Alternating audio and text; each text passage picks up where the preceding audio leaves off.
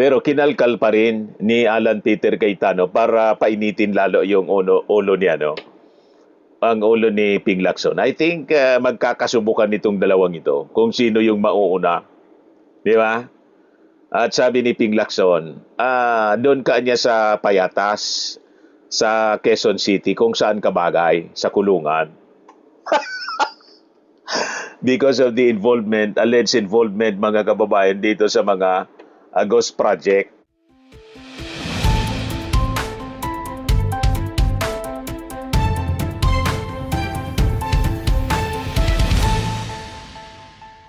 Hello po mga kababayan, si Dante Maravillas. Hindi na mga kababayan nakontento sa pagdaldal si Alan Peter Cayetano doon mismo sa impeachment trial. Yung issue sa impeachment, dinala na niya sa Facebook Live. At kasama pa niya, mga kababayan, sa kanyang live selling, yung kanyang kapatid na si Pia Cayetano. Ayan o. Sabi dito sa report ng ABS-CBN, Cayetano's take impeachment issues to Facebook Live. Siya lang ang gumagawa ng ganyan. Silang magkapatid, dumagdag pa si Pia Cayetano. Parehas na nag-Facebook Live para dalhin yung impeachment issues mga kababayan sa kanilang live selling. Ano ba? Wala man kasi niya Mr. Maravillas na mag-invite sa dalawa para sa press con. Hindi na nagpapapress con si Alan Peter Cayetano kasi umiinit yung ulo. Naalala ninyo? Doon sa The Senate is under attack. Ginisa siya ng mainstream media. Hindi nagustuhan yung tanong. Biglang hinampas ni Cayetano yung podium. Mana niya Mr. Maravillas kay Sara. Pare-parehas po. O ngayon, kasi wala man siguro nag-invite para sa press con or interview sa mainstream, kaya ang ginagawa nila mag-Facebook Live.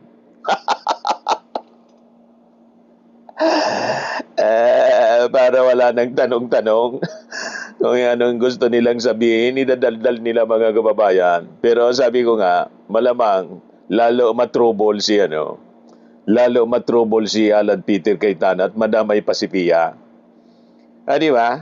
Ganun na nangyari Ganun na nangyari kay Marcoleta. Napahamak ng kakadaldal doon sa programa nila sa Net25.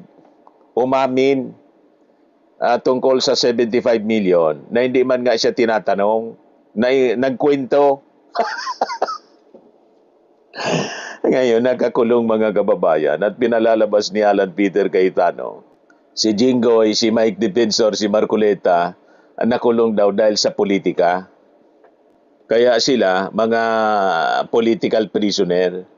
O ngayon, sabi dito sa report ng ABS-CBN, in a late-night Saturday Facebook Live, siblings Pia and Alan Peter Cayetano defended their actions at the Senate impeachment trial of Vice President Sara Duterte, saying they have been insisting on strict rules for fairness. Pia, the elder of the two, said even basketball has rules. Pag magkailang foul ka, out ka, may rules. There are always rules, sabi po ni Pia Cayetano.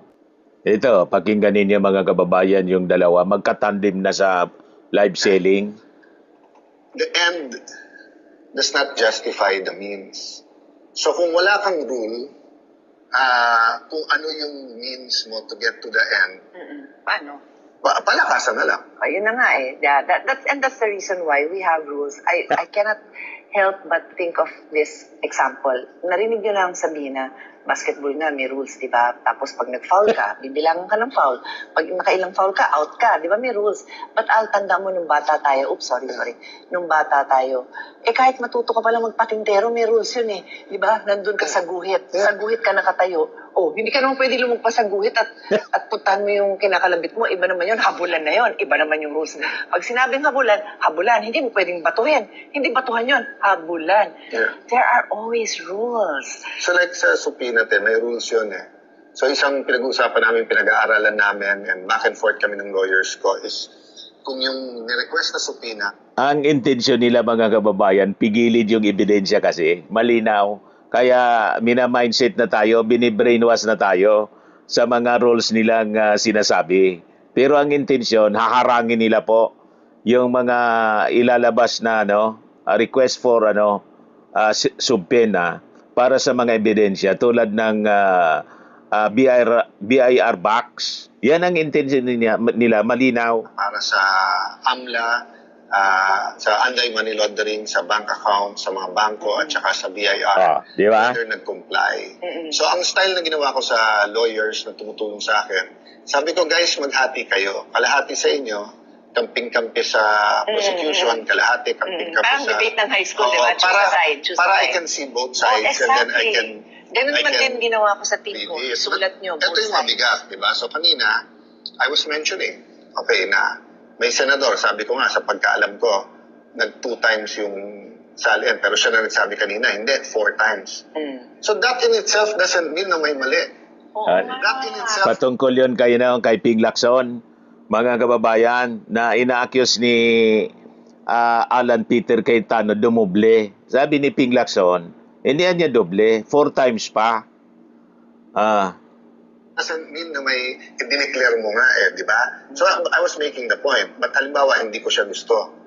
So pwede ko bang tawagan na kagad yung AMLA, yung BIR, at saka yung supina. Kunin yung Kasi ganun ang parang isang lumalabas dito sa kabila. It's another story, pero rather than sagutin. So ang punto mga kababayan dito ni Alan Peter Cayetano, parang pinapalabas niya, nagpapasaring siya mga kababayan, na kung hanapan ng mga ebidensya para dito sa financial record si Sara Duterte, bakit hindi natin dinhanapan ng mga financial records at SALN yung mga senador tulad ni Erwin Tulfo na ang sabi niya, bata, dati tuta yung tawag niya ni Ping Lacson. Ngayon, binago niya, bata. At ganun din si Ping Lacson. So, dinadivert ni Alan Peter Cayetano yung issue. Ang issue dito sa impeachment, si Sara. Hindi yung salin ni Ping Lacson, hindi yung salin ni Erwin Tulfo, kinokomplika. Out of order nga. Hindi niya yun pwedeng gawin, mga kababayan, sa impeachment court kasi out of order yun, ginagawa niya sa Facebook Live at magkasama na yung dalawa para hasik ng intriga.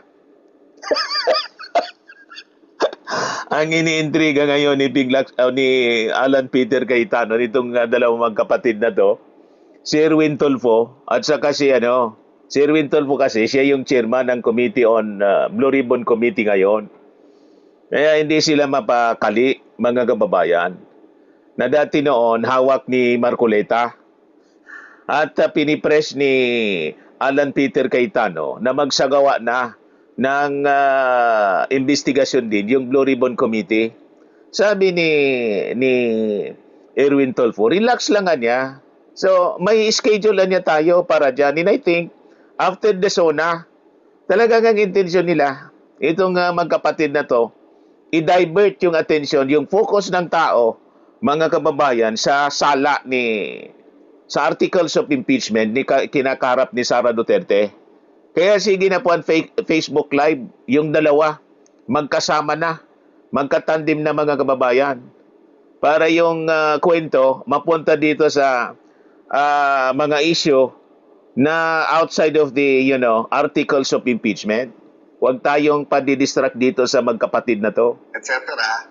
Iba yung sagot. But my point is, guys, pagka kasi may rules, protection natin lahat yon. Kasi hindi mo pwedeng, pag magsasaka ka, iba yung rule sa'yo.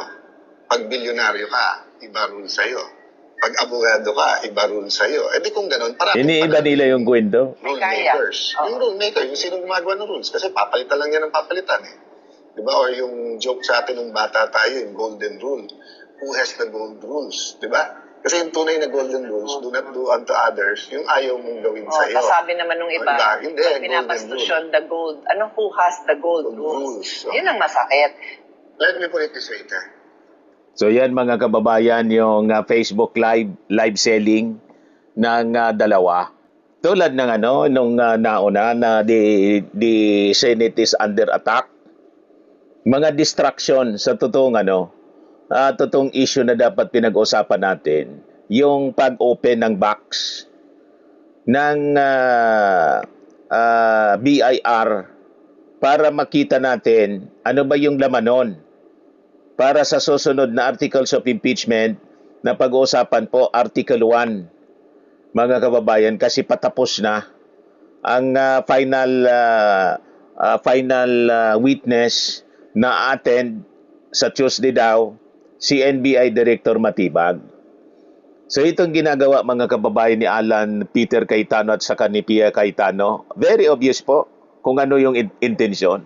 Diversionary tactic. Malamang may nagkukumpa sa kanila. Kung ina-accuse niya si Ping Lacson na may amo, malamang siya, mga kababayan, ang mayroon. May nagkukumpas dito sa magkapatid na to.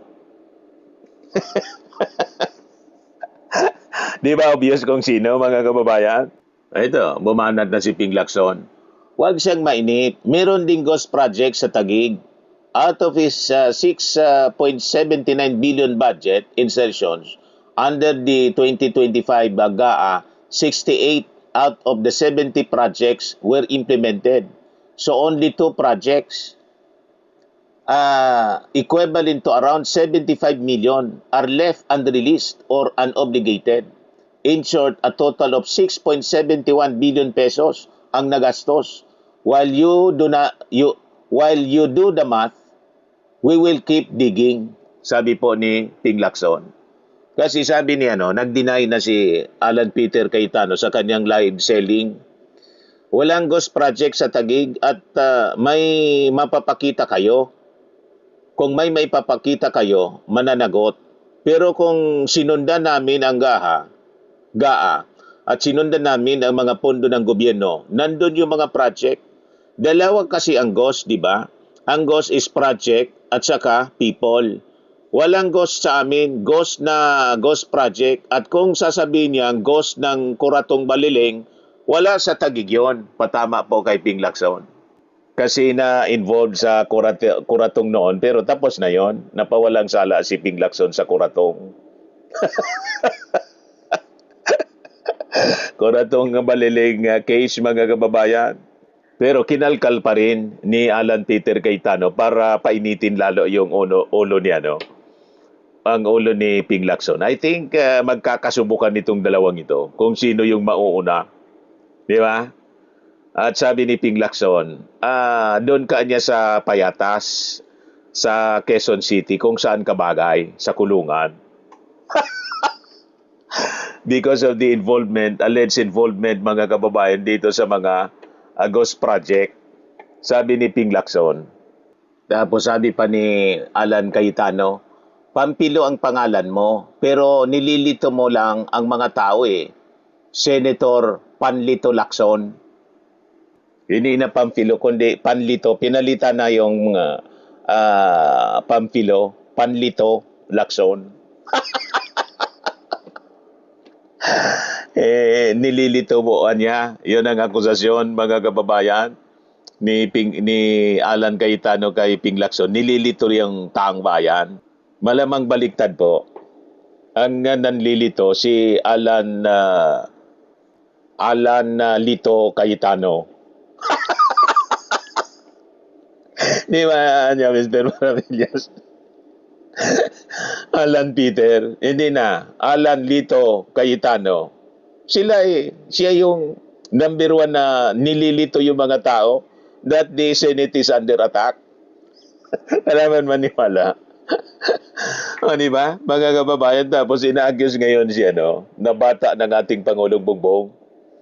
kung si Erwin Tulfo, bata ni Lacson, sinasabi ngayon ni Cayetano na si Ping Lacson, bata ni President Bongbong, at malamang yun ang basbasa na susunod na Pangulo. What? May ganun ang insinuation, mga kababayan, si Cayetano. Ito ngayon yung report ng News 5, pinangakuan maging presidente. Tila hindi na raw nakikita ni Senator Ping Lacson ang umano'y mali sa administrasyong Marcos dahil napangakuan na raw ito ng posisyon sa gobyerno ayon kay Senator Alan Peter Cayetano. Giit ni Cayetano sa Facebook Live ngayong linggo, may latest na naman pala, July 19, kabilang daw si Lacson sa mga senador na napangako ang papalit oras na mapatalsik si Vice President Sara Duterte. Ang problema, kung diniretso na lang ang trabaho niya at talagang sinundan niya ang ebidensya, hindi yung amo niya, baka siya pa ang iboto kong president. Yan o. Yung ibang politiko kasi kapag tingin nila sila ang susunod na presidente o napangakuan sila, biglang nagkakaroon ng blind side. Sa Senate lang, ilan silang umaasa na kapag na-impeach si BP Sara, sila ang papalit. Isa na si Senator Lacson doon, sabi ni Alan Peter Cayetano. Talaga mga kababayan na ginugulo ni Alan Peter Cayetano ang impeachment trial. Talagang umabot na sa ganon na insinuation at akusasyon, mga kababayan. Ito ay sa tingin natin lang ginagawa ni Alan Peter Cayetano para kumampi sa kanilang side. Base mga kababayan sa track record niya ni Ping Lacson, independent po siya. Sa totoo lang, si Ping Lacson po ang pinakang objective. Very independent siya, gumalaw.